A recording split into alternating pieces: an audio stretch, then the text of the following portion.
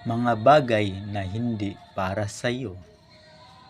Meron akong gustong sabihin sa'yo. Sana pakinggan mo.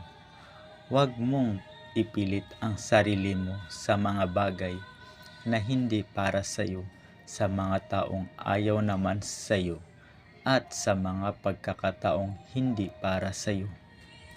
Kailangan mong tanggapin na hindi lahat ng gusto mo ay makukuha mo.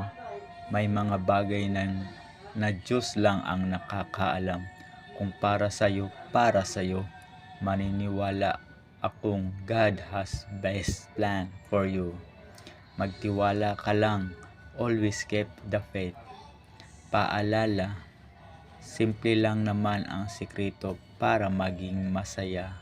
Makontento ka lang sa kung anong meron ka at huwag mainggit sa kung anong meron sila.